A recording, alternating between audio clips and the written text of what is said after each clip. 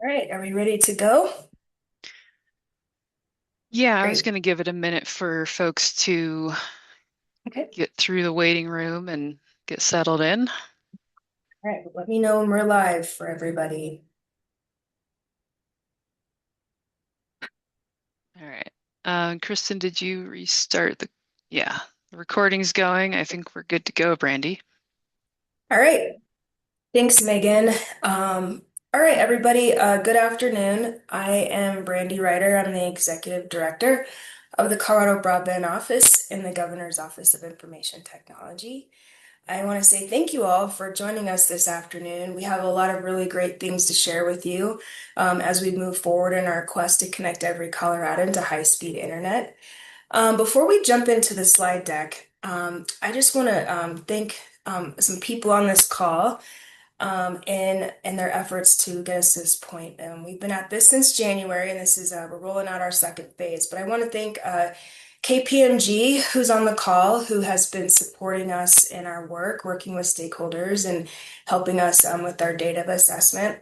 I want to also thank our regions. If you don't know, we have several regional broadband networks that have been quite successful over the years and may have helped us really with conducting a current state assessment that will feed into the larger strategy. So I just want to say thank you to all of our regions that have really showed up and really helped us get to this point. And then I also want to thank the stakeholders on this call. Again, you're here this afternoon. You took time out of your busy schedule to hear from the broadband office. And I want to thank you in advance of your input because that's what we're asking for today. We think that we're at a point where this is really important as we move forward. And I just want to say I really appreciate your support of the broadband office over the years. It's not just today. Many of you have showed up for us several times over the years, and I just want to say thank you for your collaboration as always. And then I also want to give a special thanks to Megan Gernert over there. She is the rock of the broadband office, OG Original. She is leading this strategy for the state of Colorado, and she's been working really hard to coordinate everything, set everything up, and bring the data and make and leveraging the data to help us make really great informed decisions. Thank you, Megan, so much.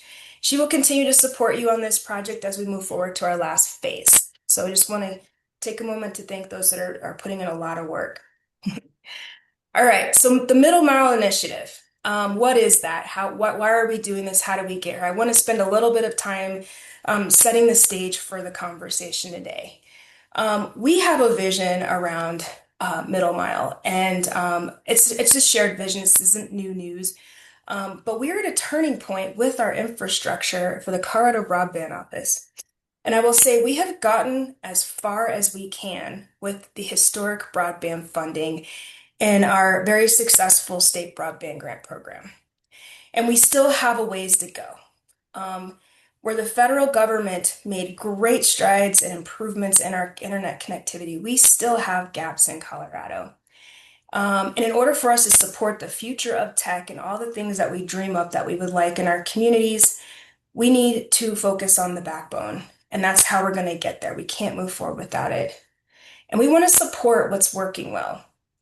If there are strategies or infrastructure or partnerships that are working well in our state, we want to lift those up and celebrate those and document that in our strategy. We don't want to come in and redo things or overinvest or overbuild or underinvest too.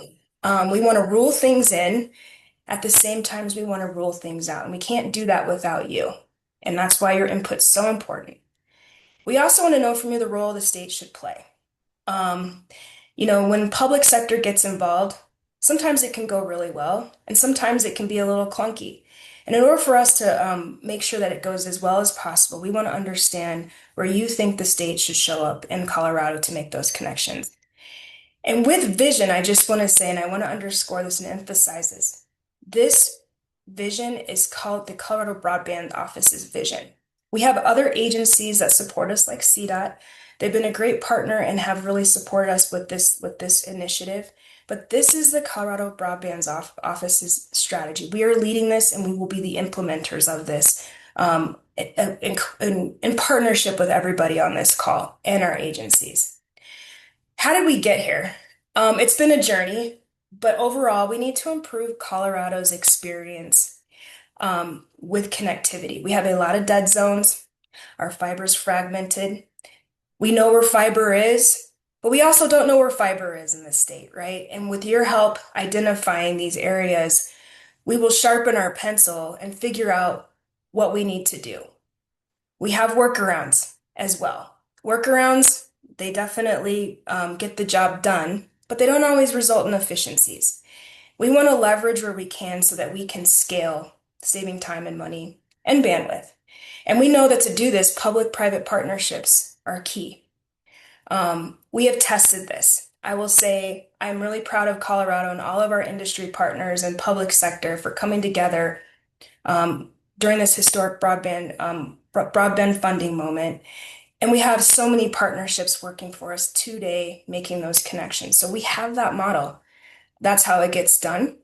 The other thing too are voices matter. And anybody who knows me, I usually, make sure I collect as many voices as I can because I think that's what results in best policy.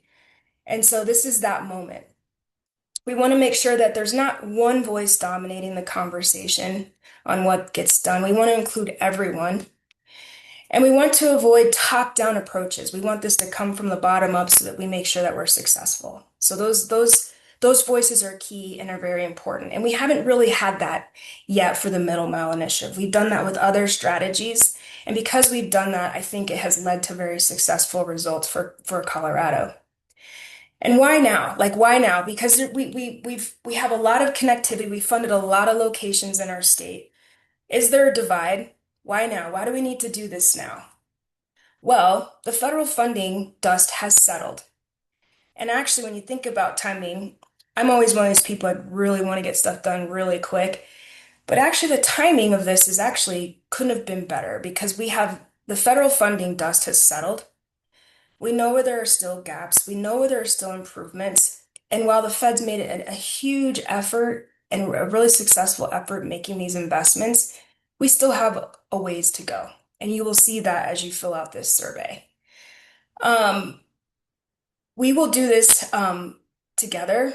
We will identify our gaps. Backhaul is more important than it's ever been before, even at a minimum, public safety, redundancy. If you get in trouble in the middle of nowhere, Colorado, and you can't make a call, well, that's a problem. That's a middle mile problem. And so we want to support that. There's a lot of cases for why backhaul is important, middle mile is important. We have to have a strategy to address that because we have to make a pitch. You can't pitch an idea without a strategy, and you certainly can't pitch it if you haven't asked people how they feel about it. And this is that moment. We have leadership at the state that supports us. And again, your voices matter. And I know there's a lot of change happening at the state. And if you've been paying attention, even within OIT, this is the last year of Governor Polis's administration, and there is a change happening. We will welcome a new governor in 2027 after the November election. Our goal as we're managing through this change is to emerge next year to hit the ground running. We would love to give our next governor a statewide plan for middle mile that they can implement because we've been waiting a long time. And some of you have been waiting a lot longer than I have. And we've been waiting a long time, and we want to give the next governor every opportunity to have as much runway to get this done because we are measuring success in years and not months. So the sooner we can get this done, the better off we're going to be, and we'll start to see improvements. How does this get done? Well, like I said, together, we don't know what we don't know, and I'm totally fine admitting that, but we will figure this out together, and the next steps. And after we do that, the state will have to work on internally on how this gets done. This will include policy, legislation, systems, process, funding, and buy-in, all the things that people either love or don't love about government, but those are the requirements that we have to engage in to move things along. But my commitment to you is we will move as fast as we can. I've told my team and others I'm here. I want to see this through because I think it's so important. And it was one of the things that I really wanted to get done as the leader of the broadband office, knowing how people experience middle mile in Colorado. The good news is is we don't have to reinvent the wheel. There are states that have done a really good job with middle mile execution and strategy, and we're going to be looking at those models as we move forward. There's a lot of really great work out there. And so I want to kind of leave you with this before I turn the mic over to our amazing Megan.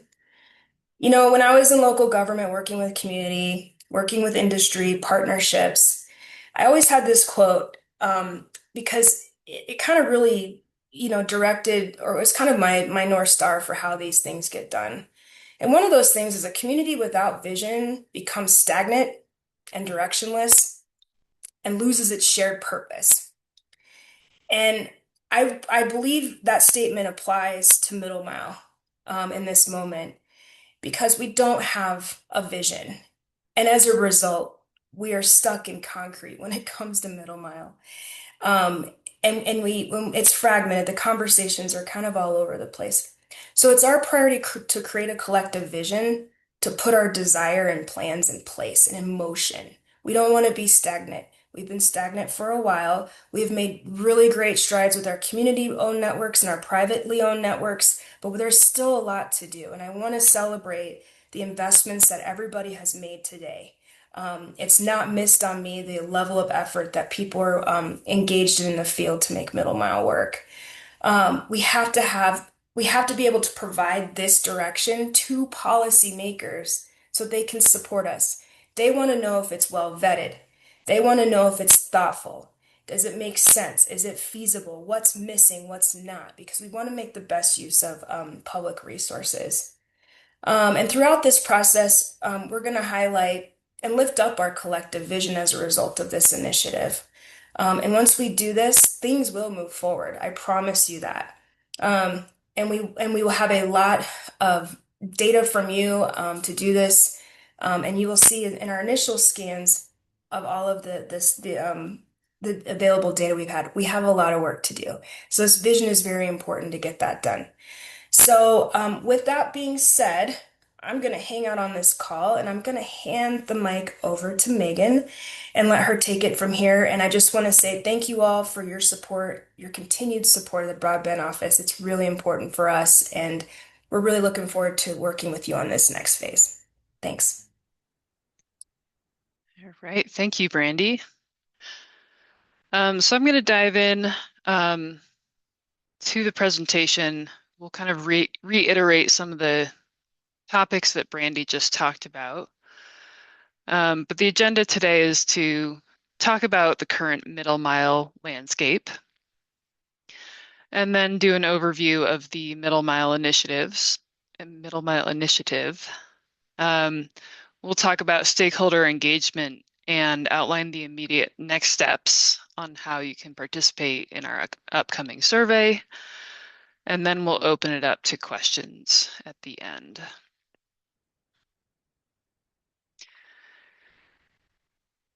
So as Brandy mentioned, the current middle mile landscape, we really want to see where we are now before we can plan out where we want to go. The current middle mile environment is relatively fragmented and it's regionally distributed. There are a lot of different networks built out by a lot of different entities over time. Those networks are being operated independently. Um, so that these many of these networks provide great local and regional service, but the fragmentation leads to a number of challenges. So historically, the private networks have not reached every single corner of Colorado. We have unique geography, we have low population density in areas, and that means that the coverage and capacity and resiliency varies significantly by region. The rural and high cost areas are frequently left behind, um, leaving the communities vulnerable to outages or limited bandwidth.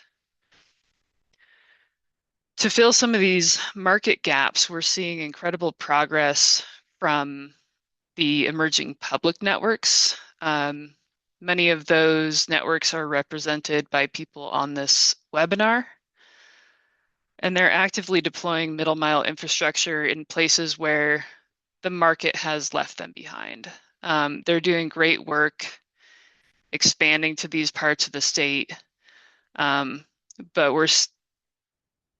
they're still kind of part of that fragmented um, picture of the current middle mile landscape. So the key takeaway here is that this fragmentation presents a major opportunity for us. Um, we can strengthen our statewide coordination and support a more cohesive approach to the infrastructure investment and the long-term planning.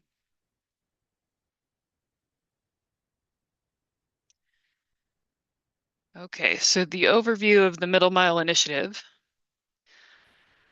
Um, to bridge all these regional gaps and maximize all of the federal and state investment opportunities, we're leading this effort to develop a coordinated middle mile approach. This effort will culminate in an actionable roadmap that will serve as our guide to network connectivity, resilience, redundancy, and get us towards our goal of 99% broadband access.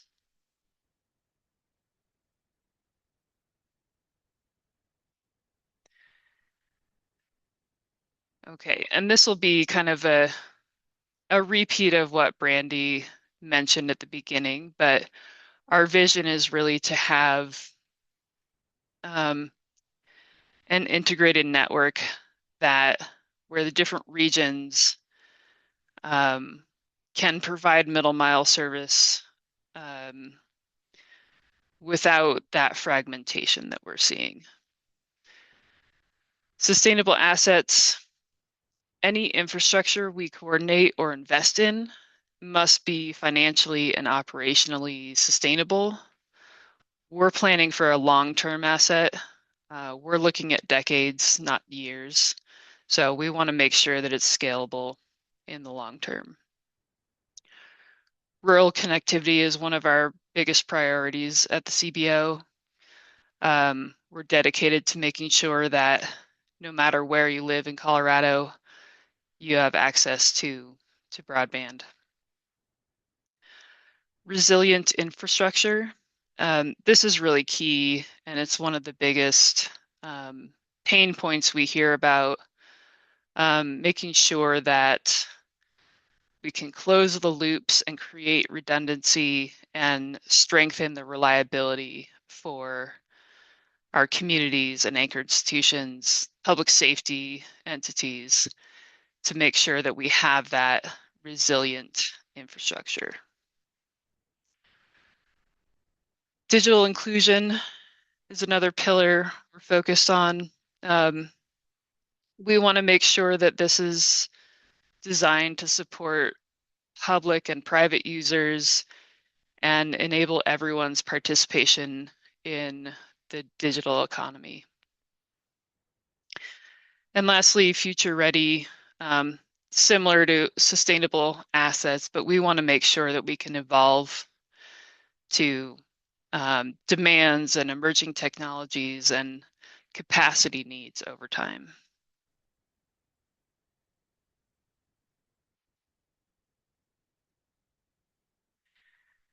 Okay, and I want to expand a little bit on the benefits of statewide coordination. Um, I won't read everything on this slide, but this statewide coordination can really support a more consistent um, decision-making process, create stronger alignment, and provide a unified perspective to inform our middle mile planning and execution. So that really is based in like creating statewide visibility, um, driving the efficient resource allocation to make sure that we're putting investments where they need to go based on our goals and long-term objectives. Funding alignment. Like I said, there's many funding opportunities for broadband, so making sure that we're aligning our strategy with the opportunities in those programs.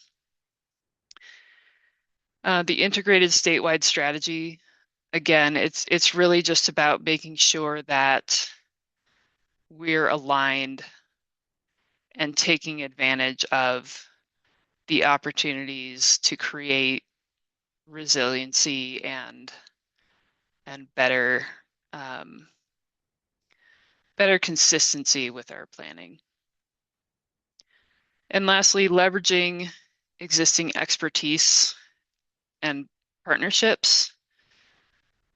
We're intentionally building on the incredible work that's already being done by the regional networks, by private industry, by local agencies. We we really rely on the work that's already being done so that we can build off of that rather than trying to start fresh.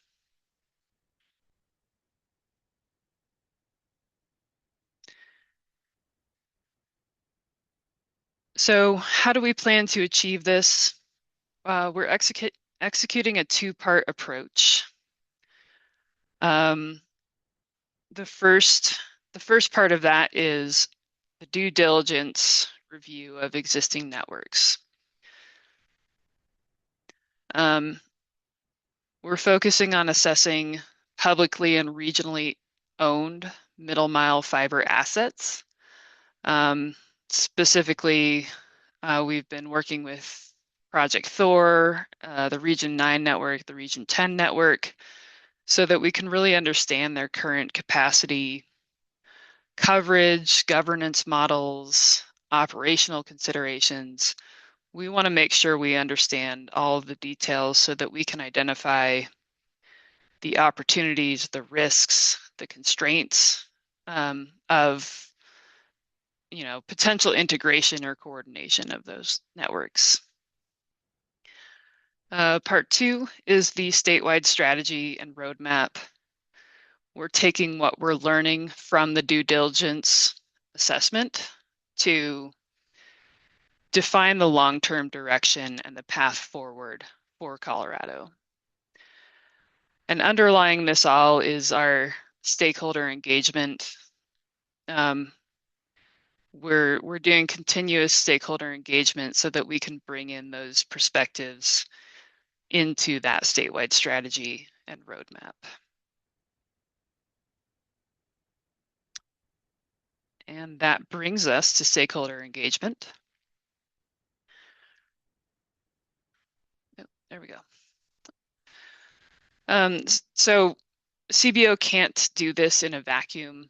We're intentionally taking this collaborative approach so that we can incorporate your perspectives and inform decision making with actual data, with actual feedback along the way. Our focus for our stakeholder engagement is making sure that we're collaborating and being inclusive, making sure that we're transparent about our goals, our processes, and our outcomes. We want you to be able to see exactly how your input is being incorporated. And then data-driven strategy. We believe the best decisions are informed by real data. So that's why we're emphasizing public feedback in order to drive our analysis. All right, and that brings us to the survey. So we're launching our stakeholder input survey today. And I want to talk through just some of the logistics, and then I'll give you some pointers on filling it out on the next slide. It'll be available on our website either this afternoon or tomorrow. We can also put it in, put the actual survey link in the chat. So if you want to get a head start before we post it on the website, you'll be able to do that. It'll be open for 2 weeks. Um, I think this is 2 weeks plus one day since it's late afternoon and we don't want to cut you out of a whole day. So it'll be closing June 18th. Who can complete the survey? We're really looking for anyone who has a vested interest in um, the middle mile infrastructure in Colorado. So really anyone who's, you know, public entities, um, private network owners, really anyone who's invested in middle mile. The submission process, this will be a Google form. That's the typical form we use, or the typical platform we use at the Colorado Broadband office. So hopefully that's somewhat familiar. And then we also have notes in the survey saying, you know, if there's supplemental information you want to provide, that can be provided through email in addition to the form. Again, we're asking about what are your needs? What are your priorities, your constraints and considerations? And what do you expect from us for this strategy and for middle mile, the future of middle mile in Colorado? And how will we use the information? Um, the results, the responses to the survey will be used to inform our strategic roadmap. We'll aggregate them for analysis and we will not share any individual responses publicly, but we will use that data directly to inform the strategy. So we want to make sure that your voice is coming through in that strategy. And if you have any questions or need support, we have our email address down here for you to contact us. And lastly, I will try to do a survey walkthrough, but I'll talk through a few things first in case that goes awry. So on the first page of the survey, you'll answer questions about who you are, um, you know, what is your entity.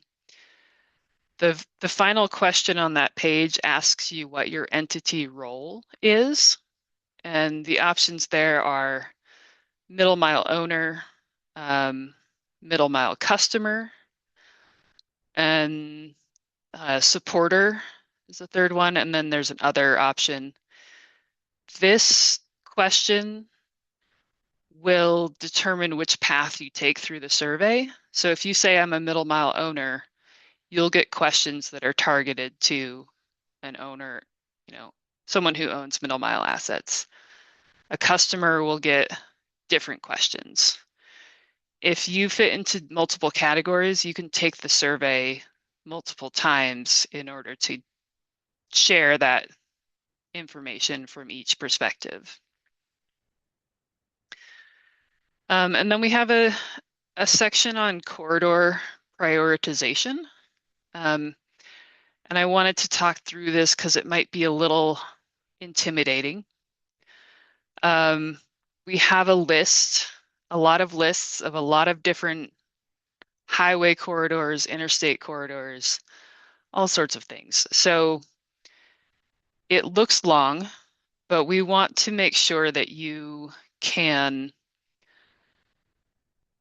provide as much detail as you want and that we're getting the detail we need for developing our strategy. So that's why we have so much in there.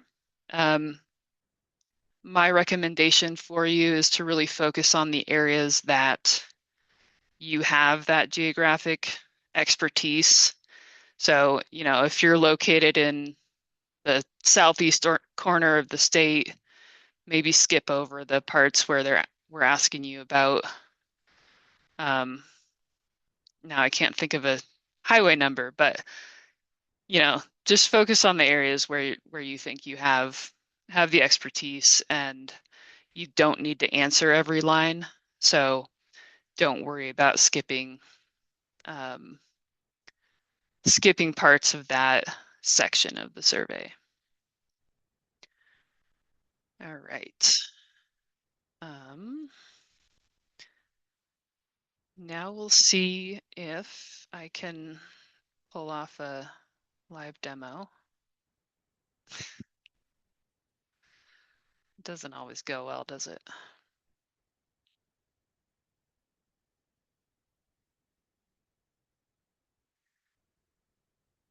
If I can figure out how to change the screen I'm sharing.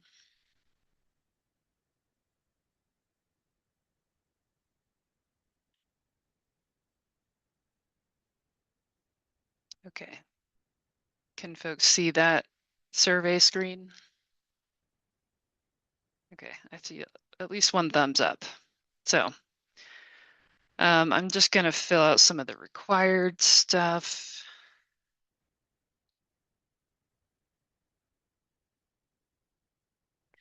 And skip the other ones for now, just for demonstration purposes. So this first page is just your general information.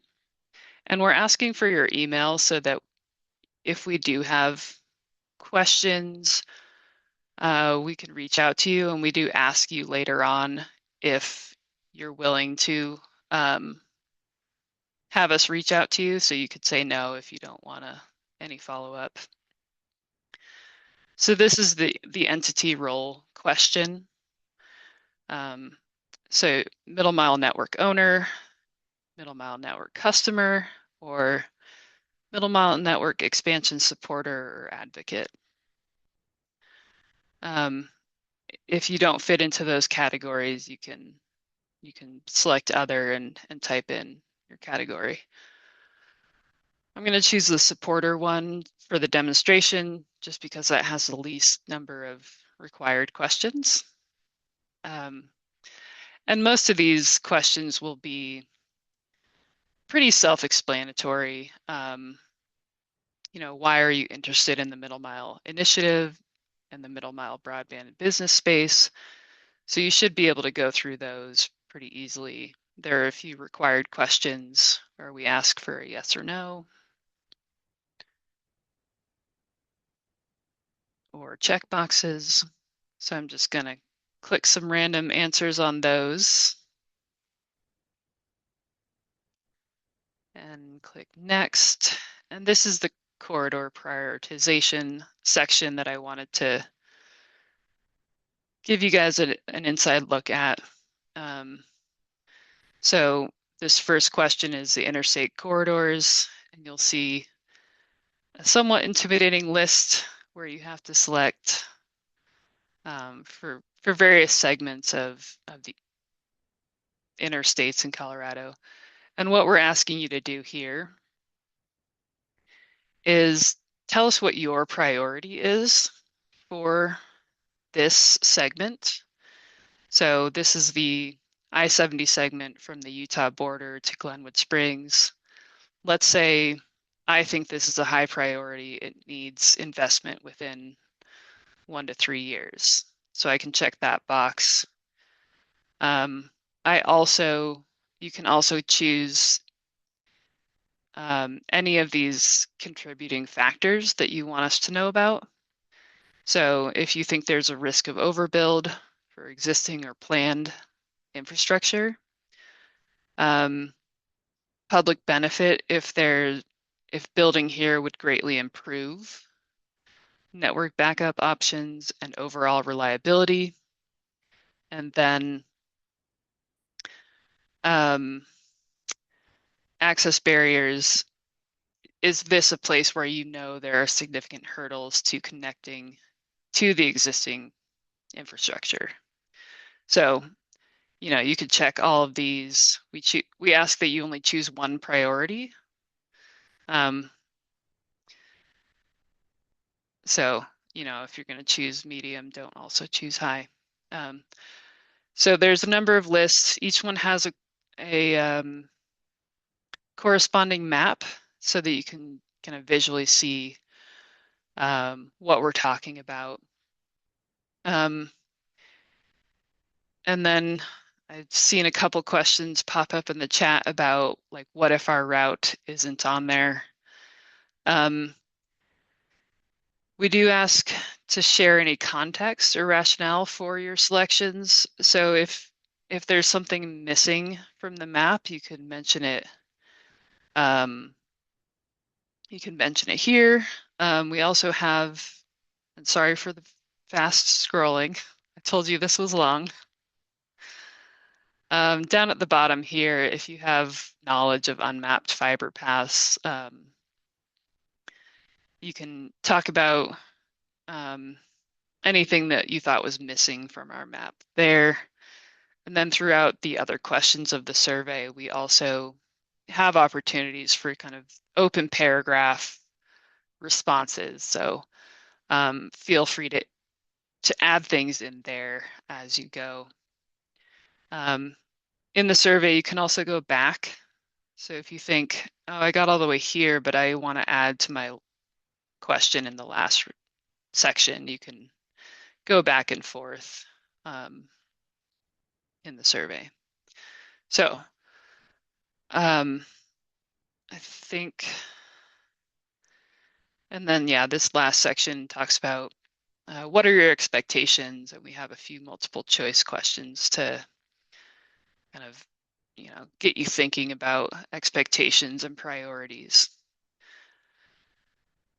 All right. Now I'm going to switch back to this one.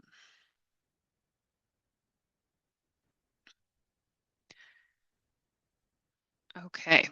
And we are at the end of the prepared presentation, so we can open it up for questions.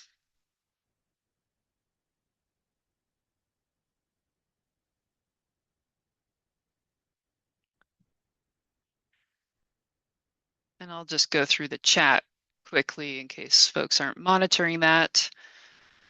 There's a question, will this recording be provided later? Yes, the recording and slides will be made available on our website, and Kristen provided a link there. Is there another section to include priorities that aren't on the list of intimidation? I like your terminology. And yeah, I addressed that a little bit in um, just now, but yeah, there are numerous open paragraph response fields where you can share additional information. It looks like there's a question that might be related to the advanced local middle mile. So we'll get that taken care of. All right. Any other questions? Feel free to put them in the chat or raise your hand or come off mute.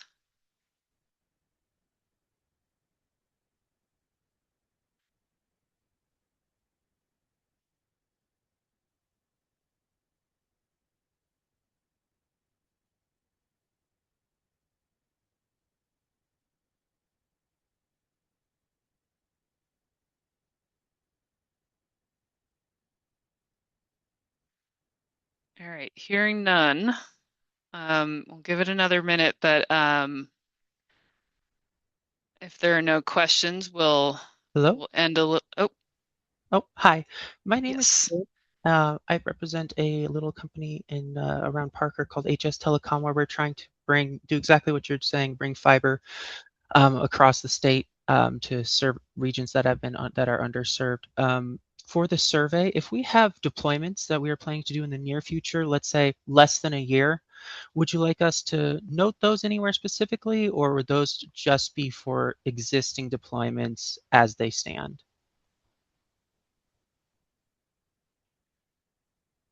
I th I think we have a section for um we refer to existing or planned in Okay. numerous questions, so we're definitely interested in hearing about in progress or planned deployments. Okay. So yeah, if you're willing to provide details on that, we would really love to hear about it. Wonderful. And if it's outside of the scale of that, should we just send it to that email with the like in the additional documents section noted? Yes, yeah, if there's more, if you want to provide more than you can fit in the survey, or if there's additional documents you want to reference, those can be emailed. Awesome. Thank you so much. I appreciate your time. Great, thank you. Um, Jed, do you have your hand raised? Yeah, it kind of relates to one of the questions in the chat. You might take a minute, maybe you or Brandy, or I can explain my thoughts of the difference between there's an advanced local middle mile program that where we are providing grants to build middle mile. And then there's this middle mile, the state-run, state-owned middle mile. I think the way I look at the advanced local, what we probably expect to come in the door there is projects for middle mile that have an ROI, they have profit, they're sustainable. This program might be more oriented towards, really hard to reach. There's not a lot of commercial ROI in the project, things like that. But I don't know if you or Brandy have thoughts on distinguishing between those two middle mile efforts. Yeah, yeah, so yeah, Jed, thanks for that because I that is definitely an important point. The broadband office launched our newly revised state grant program. And this is the implementation of House Bill I think 24 1336. And it took us about 2 years to set it up because we had a lot of planning to do, and we were also really busy with the federal funding execution. And we launched that this summer, a couple months ago. And Judge, you're right. It is grant making for partners to build out different pieces and elements of middle mile networks. And so the state has been funding grants for middle mile networks for over a decade. And really, the agency that was taking the lead on that was the Department of Local Affairs, supporting local governments and their public-private partnerships. And those grants were specifically middle mile based. They had to connect to last mile. So the state wasn't funding last mile, just the middle mile infrastructure. And the states, over the course of several years, allocated millions and millions and millions of dollars to community and private sector ISPs to do that.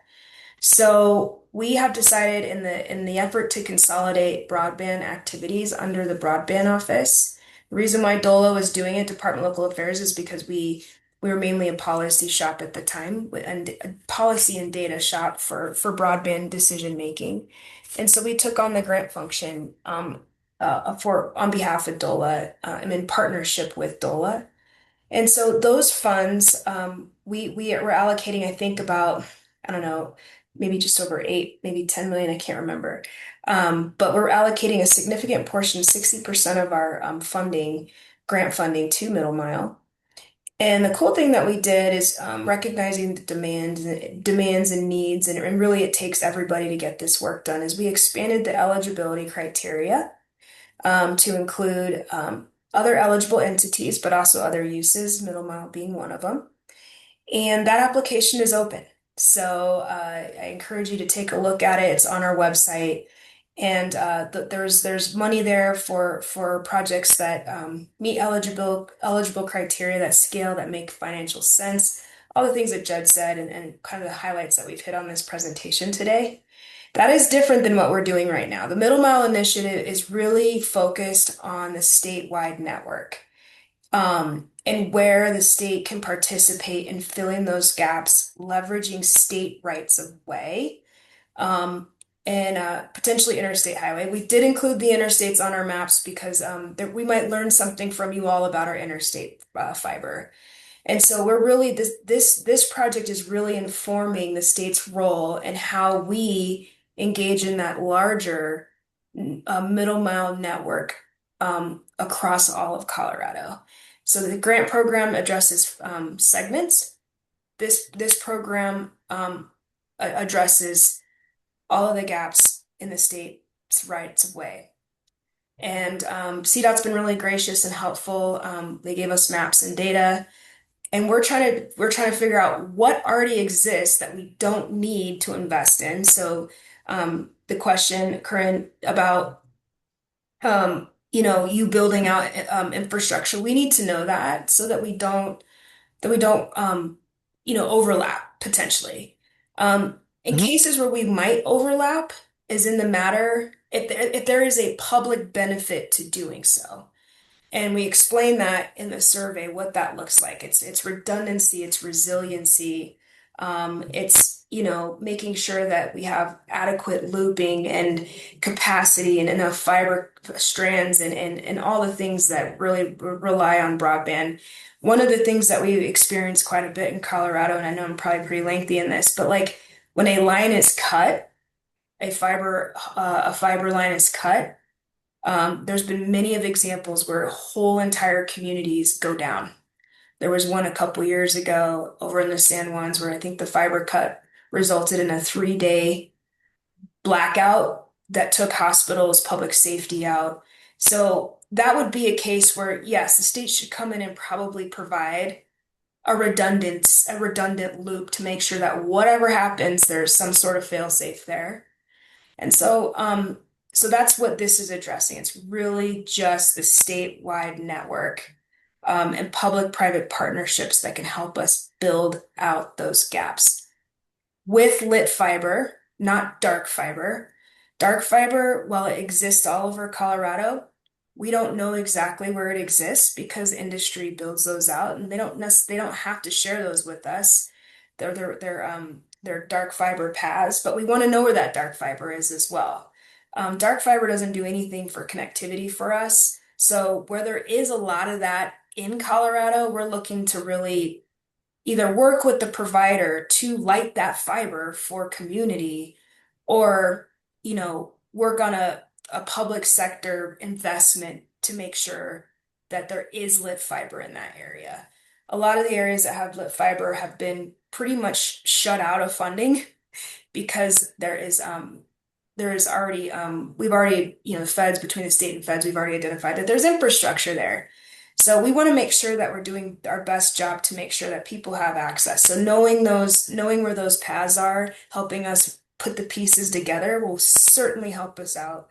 Like I said in the beginning, we're trying to rule things in, but we're also trying to rule things out because we don't have infinite amount of dollars to spend on redundancy where there's already redundancy. We also like open access fiber. I know that's always up for debate.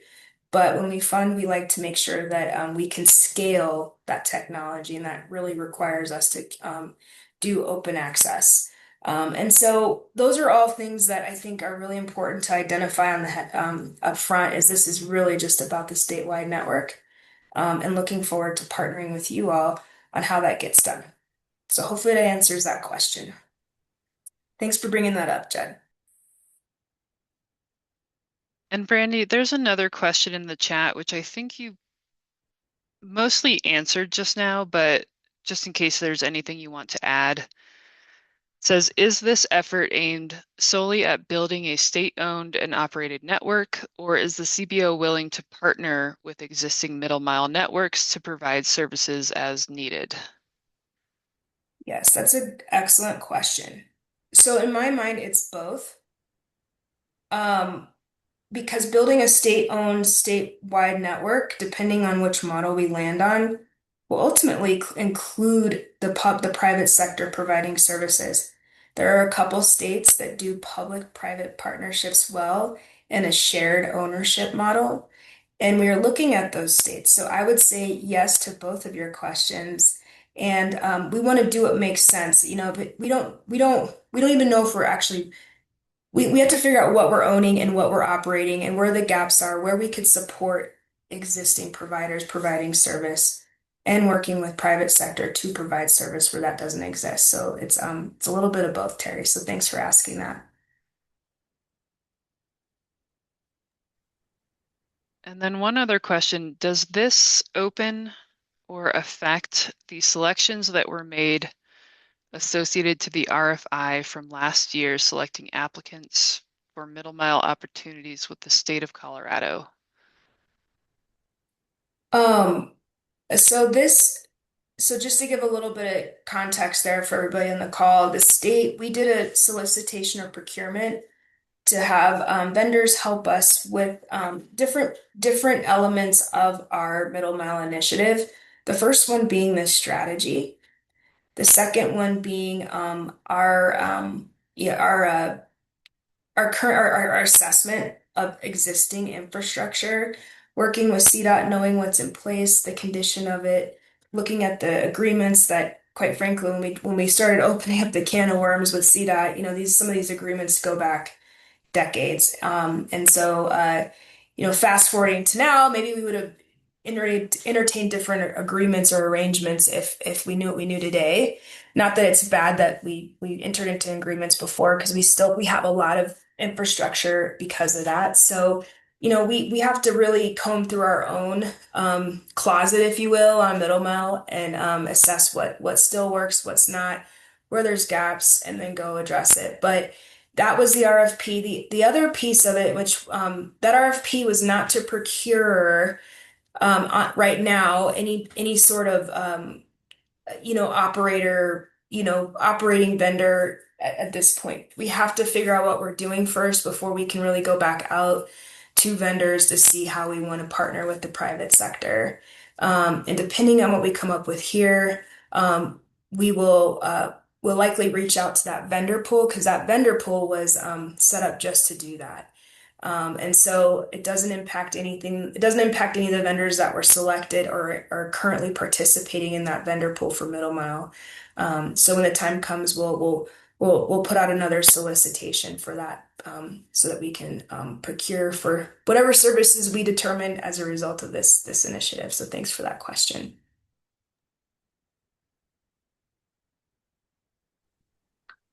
Great, thanks, Brandy. Mhm. Those are all the questions I'm seeing, and I don't see any hands raised. We do have a few more minutes if anyone has a question they're working on forming in their mind. And if I don't hear something in the next little bit, we'll end a couple minutes early. But I just wanted to say thank you all for taking the time to learn about our middle mile initiative. And oh, I was going to put the survey in the chat, so let me do that before y'all sign off.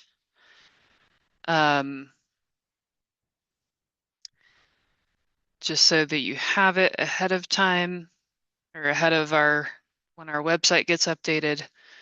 Oh, and then we got a last minute question. Will the strategy be complete and published before the middle mile grants are issued? Can we take that, Megan? Sure. There's a couple of things happening right now.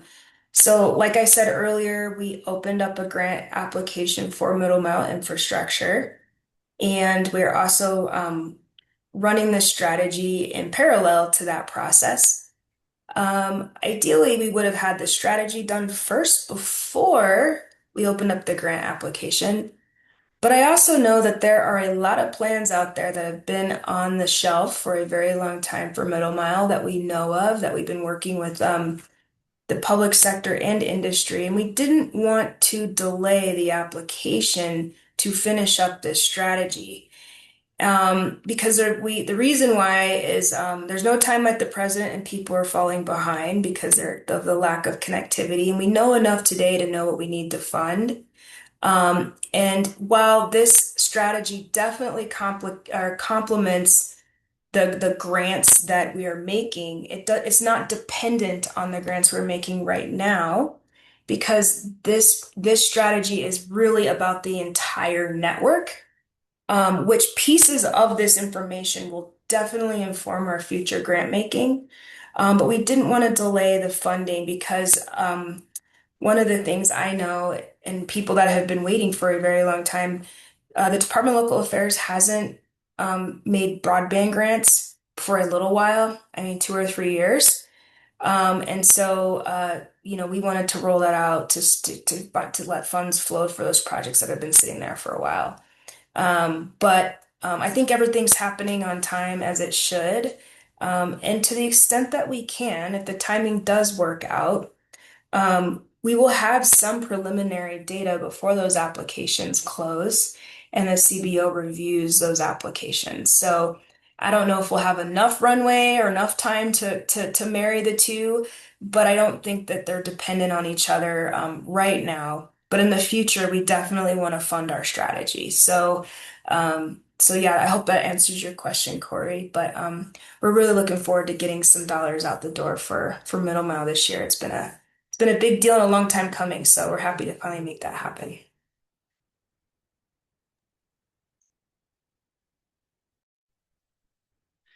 Great. Thanks, Brandy. Well, yeah, now we're pretty much at time, so I'll close it out. And please email us if you have any additional questions. We'll send out the recording and all the links after we get those together. So thank you again.